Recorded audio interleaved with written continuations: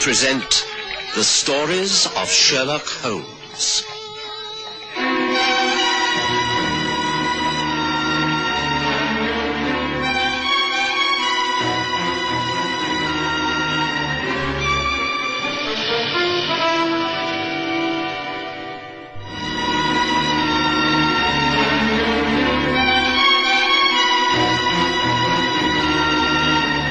It was at the beginning of 1886 that I opened my surgery in Maida Vale and Paddington. The rooms were quite small but well equipped, and my practice began to flourish from the very first day. The place suited me admirably, for I was still living at 221B Baker Street, a brief half an hour's walk away, and I found the daily exercise most beneficial. I'd only been working there a matter of a month when, on a blustery January morning, the outer door burst open and a young, poorly dressed stranger staggered in. He collapsed, and before I had a chance to examine him, he died in my arms. There was nothing I could do but send for the police, and, as I thought I caught his name, for Sherlock Holmes. Holmes arrived by hansom cab immediately. He's dead all right, Watson. And from that wound in his side. A knife wound, an attempt at an upward thrust between the ribs straight to the heart. But it was deflected, still fatal. You see, I've merely removed his cape and jacket. He's lost a considerable amount of blood. You don't know this man? He's not a patient of yours? No, I've never seen him before in my life. And yet you say that he mentioned my name. Well, the inference would be that he knew who you were and of our association. Otherwise, why gasp out the message? Can you remember the exact words? Well, it's a bit difficult to say for sure. He was dying, poor fellow, but as far as I could make out, he said, "Tell Holmes that there is snow at Brendon Woods." It doesn't make much sense to me. I know we've had a severe winter and there's been a lot of snow, but why mention Brendon Woods? You're sure that he said nothing else? No, that's all. He just repeated the phrase and then he died. I got hold of a couple of the boys outside near the canal and paid them to go first for you and then to the police station. Well, I'm very glad I got here first. Usually I'm only called in once the police have carried out their examination and ruined all the clues. Well, before they arrive, I should like the opportunity to study the dead man. You said that you have touched nothing. No, nothing at all. I've just examined the wound, staunched the bleeding. Otherwise, the body lies where it fell. Good. Now, to start with a thorough examination of the clothing. The police report on the body itself will be accurate enough. That can come later. Very well, Watson, I shall start with the shoes and work upwards. Holmes had about 15 minutes before the police arrived, and in that 15 minutes he went over the body of the dead man, examining every part of his clothing. He scraped earth away from under his boots. He took threads from the cape that lay beneath the shoulders, studied the contents of the pockets, making a careful note of each detail in his notebook. Eventually, he was satisfied and was able to stand back with some satisfaction when Inspector Gregson of Scotland Yard took charge. You've concluded your examination, Holmes? Yes, as much as I could without moving the body. The man is unknown to you? Completely.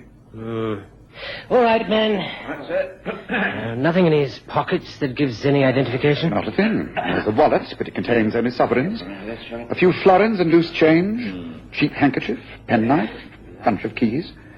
That's curious. Nothing else? No, that's why it's so curious. It's as though the man was determined to remain anonymous. There are not even name tags on his clothing. Even the maker's name inside the collar of his cloak and jacket has been removed. Now, that is most unusual. I think we shall have a job finding out who this man is, Gregson. Well, we'll do our best. Might I make a suggestion? What is it? Try the French police, the Sûreté. Why do you say that, Holmes?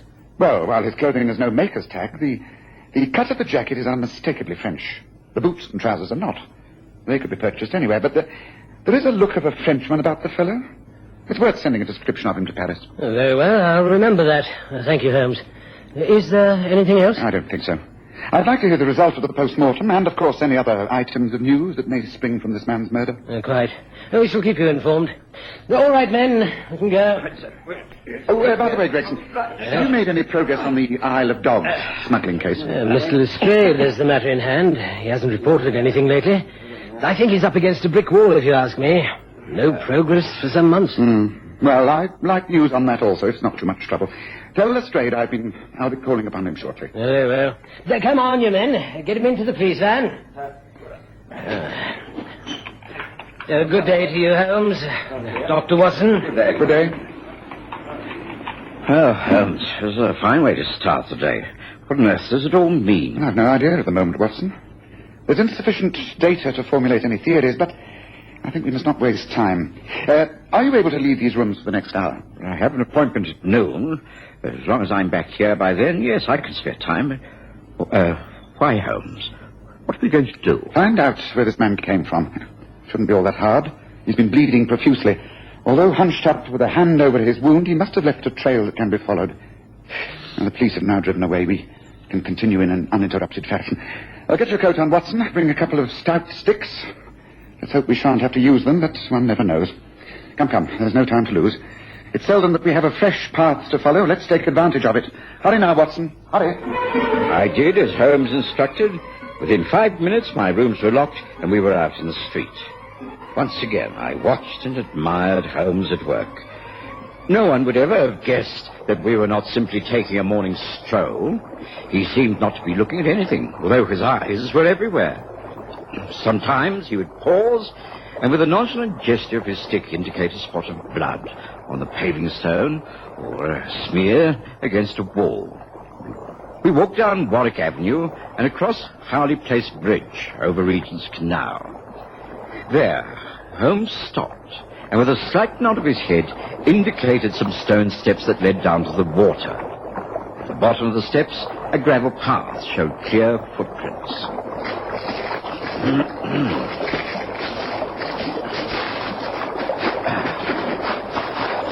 There. See, Watson, it's here that the attack took place. Note the marks. And here against the upright of the bridge. Blood. Yes, here is where our friend was ambushed and attacked. I should say by two men. Two men who had lain in wait for him. Yes, they must have known he'd be coming here along. So they concealed themselves in an alcove of the cement bridge. And they waited for at least 20 minutes before pouncing upon him. How do you know that, Holmes? Cigarettes. Look at the stubs and the matchsticks. Yes, at least 20 minutes. Maybe more. The natural impulse of a smoker would be to throw the ends of the cigarettes into the water. Yes, one of them could well have been a seafaring man. Look, that's the spit marks of the man who chews tobacco. And seaman's shag at that. So we know he was attacked by two men. Now, the next question is, where was our friend coming from? Yes, I think that's fairly easy. You do? Oh, yes. The boots and the bottoms of his trousers were not only damp, but they also smelt rather strongly. Look, there's the opening of a drain into the sewers beneath the canal. The grid work is still resting ajar. Yes, it's all beginning to fit. Where does that drain lead, Holmes? We shall find out when we go through it, Watson. But, come nearer. Let us bend down as though examining the earth by the water. Yes, that's it. Now I'm going to take my magnifying glass out and appear to be looking at the blades of grass. But watch. A small hand-mirror, Holmes. Why? Don't ask questions. Just crouch there and wait. Yes, don't turn around. Don't move, Watson. We're being watched. There, from the top of the bridge. There are two men noting our every move. Yes, I can see them quite clearly in the mirror. They could be the two men responsible for all this. What do we do, Holmes? We wait for a while, and then we shall give them the slip. But for the moment, let us pretend we're completely unaware of them. They're just as interested in us as we are in them. You know, this has all the elements of a most unusual case. What do you think they're up to, then? Well, what's it look like? We're trying to work out what happened. They must have followed the trail there. We should have finished him off proper and dumped the body in the water. The governor will say you made a right mess of this, Soapy. Me? Why me? I did what you told me to. If you hadn't got in that fight with them... We was told to stop him, weren't we? Plenty of ways of doing that without schooling him. And not doing a clean kill, either. I thought I'd done him in. Wasn't until we came back along here and I saw there was no body that I knew I'd missed. It can't be helped. I'll tell that to the governor. Anyway, them two is on to it. What are they? Plainclothes men? Detectives? Must be. What we do? Keep out of sight, then follow them. Look, there they are. They're straightening up. Walking along the canal path. Come on, let's follow. Now, don't look round and don't worry about being followed, Watson. We should get rid of them quite easily before calling upon Mr. Woods. Calling upon Mr. Woods? Well, I don't know what you're talking about, Holmes. Watson, we'll continue to take things at their face value, won't you? The dying man's message. Snow at Brendan Woods. Brendan Woods is not a place, Watson. It's a person. It's a man's name. Oh, I see. Never thought of that, but... Snow. Snow is the underworld's name for the white powder, Watson. Dope. Drugs. Brendan Woods has something to do with dope smuggling.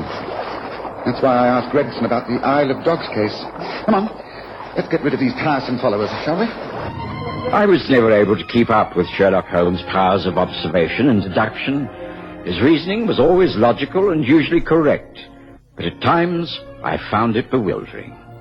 However, I had learned not to query his decisions, and so on that blustery January morning, I followed him swiftly down the paths of the Regent's Canal, through a labyrinth of highways and byways, until he had shaken off our two followers. Before I knew it, we were back at the same spot under the Howley Place Bridge. I think we've got rid of those two tiresome gentlemen, Watson, so shall we take up the trail again? In through that grating over the drain, I think. Come on.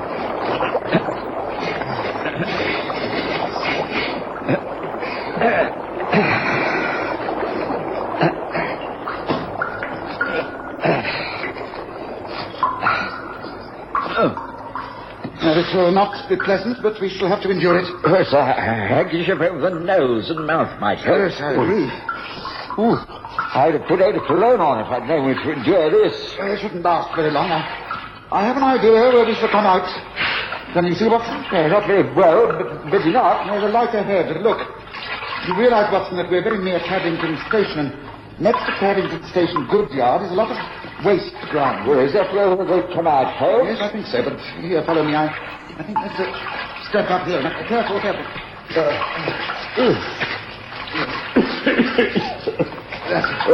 Now, this paving stone above has been moved. Yes, recently, so it should lift up and slide over. I think I can manage it. Just stand back, Watson. That's it. Come on, it's quite easy. Just pull yourself up. Come on, Watson. Let me give you a hand.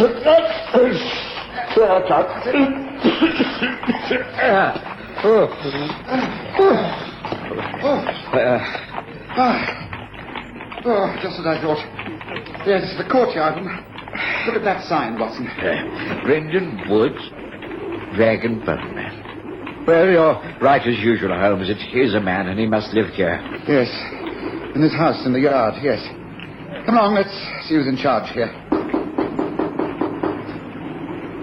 Very rough sort of neighborhood, Holmes. You say, very near the station. What do you want? How did you get in here? You should have come to the front. Mr. Woods doesn't like strangers in his yard. We are the police. You must let us in. We need to talk to Mr. Woods straight away. Police? Well, I'm Mrs. Paddy. I'm just the housekeeper. I don't know nothing about what goes on in these parts. I ain't done nothing. Take us to Mr. Woods, and I shall be more inclined to believe you. Well, all right then. Come on in then. Mr. Woods, he doesn't normally see no one. He's bedridden, you see. Has been for some years. He never leaves the house. And I don't rightly like to disturb him so early. Early? It's nearly lunchtime. Well, I never go into him until after 12 o'clock. Sleeps a lot, he does. Here are. There's two gentlemen to see you, Mr. Woods. I think... Oh, my God. I shall never forget my first impressions of that room. It was large, but so cluttered with bric-a-brac that it looked like a junk shop. Facing us against one wall was a heavy brass and iron bed. Under the patchwork counterpane lay a frail old man. His head was partly covered with a white nightcap. His frail, bloodless hands clutched at the grimy sheet about his neck. One glance was enough. The man was desperately ill. Mr. Woods! Mr. Woods! Holmes, this man's dear. ill. He's hardly conscious. Please, let me see. Now, what's the matter? He was all right yesterday. Yes, he's had a stroke. He's conscious, but can't speak. See, his hands are twitching. Holmes, we must get this man into hospital. Yes, but what's this? A piece of paper by his hand. Finds what they would wish to keep. Golden orbs in reach of sleep. golden orbs in breeches. Now, please, Holmes, this is not time to ponder over that doggerel. This man's desperately ill. We must help him, and at once. Holmes went into action. He immediately handed the housekeeper a sovereign and gave her clear instructions. A carriage ambulance was sent for, and the old man was removed. Holmes went over the room in great detail, and then took a hansom straight to Scotland Yard. He was lucky to find Gregson in his office. The dead man was French, all right, Holmes. Name André Bresson. He was working on what the French call l'affaire Passavant. A smuggling gang who used the Thames as a way of passing dope to ships bound for America. Just as I thought. Any more details? The French think that he was onto the London top man. His identity is unknown. He works under the name of the Governor. Bresson's latest report led the Sûreté to believe that he was about to break the whole line. He should have had information about every port, every dumping ground for drugs from Marseille to Liverpool. But we can't find that information. I think we may be able to, even yet, Gregson. Now, listen to what I have to say. It's vitally important. The man we are after, whom they call the Governor, can be caught. I think I know how he will react. His men are the ones who were watching Watson and myself earlier today. We can trick them, I'm sure. You were tricked. You made a mess of the whole thing. Attempted to kill Bresson and aroused suspicions. Allowed him to crawl away. How do you know that he hasn't told the police everything he knows? We did our best. We was just unlucky, that's all. Well, Soapy's right. What could we do once those two turned up? I mean, the tall fellow in the cape and the hat and the other fatter one. You don't even know who they are, do you? You dolts. That man is Sherlock Holmes, and his companion is Dr. Watson. Holmes happens to be the best private detective in Europe. And you have put him on my trail. Now go on, get out. Get out.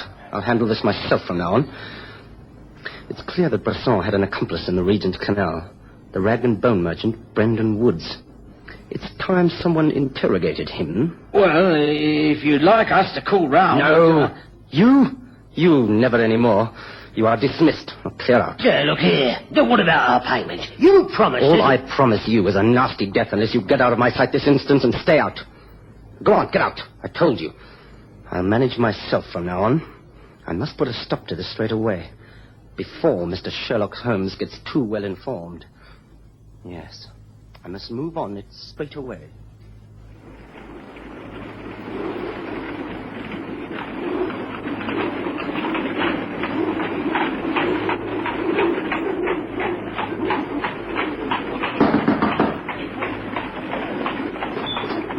Yes, what is it? I have an appointment to see Mr. Brendan Woods. Can you kindly take me to him, please? An appointment, have you? Oh, well, I suppose it's all right.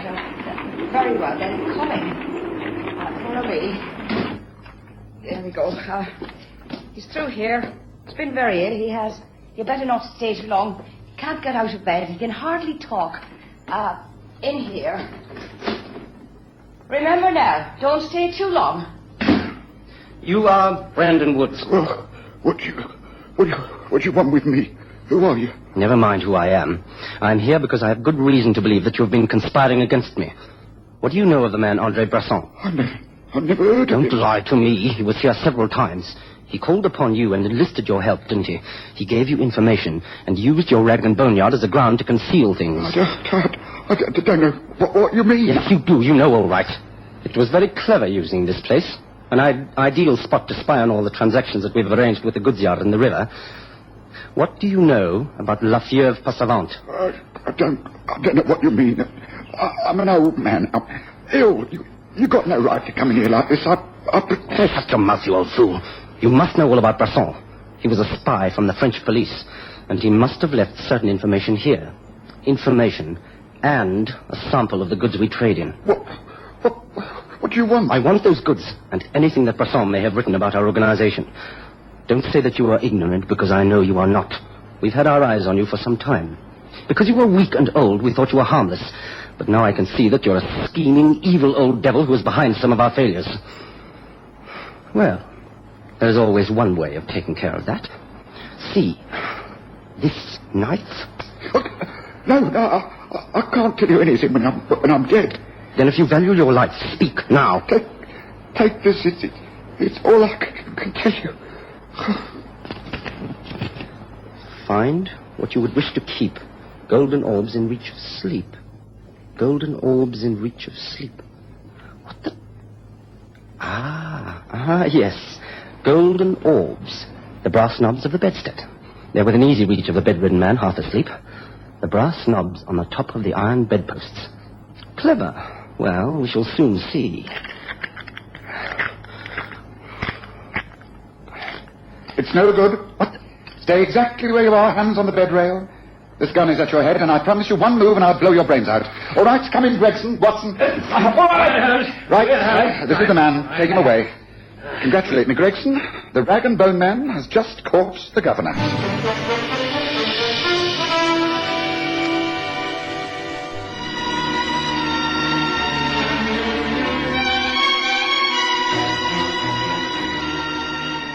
Gregson, of course, was delighted at this sudden and dramatic turn of events. The place suddenly seemed to be swarming with policemen. The governor was taken away, and over a nice hot cup of tea served by Mrs. Paddy, the housekeeper, Holmes explained how he'd dressed as the old man and taken his place. Gregson was right, of course. Brasson did have information, and he was using the rag and bone man as a cover point. Yes, I saw at once the meaning of Wood's message. The golden orb was indeed the brass bed knob. I extracted all the contents, a pouch filled with opium and heroin, and also Brasson's notes regarding the people and places he knew were dispersal points in the drug-running business, operating from Regent's Canal to the Isle of Dogs. A very useful case, Watson. Well, thanks, Miss Paddy, whom I took into my confidence. The matter has been successfully concluded. One can only hope that Brendan Woods, the rag and bone man, makes a good recovery. Well, shall we go home now, Watson, or would you like another cup of tea?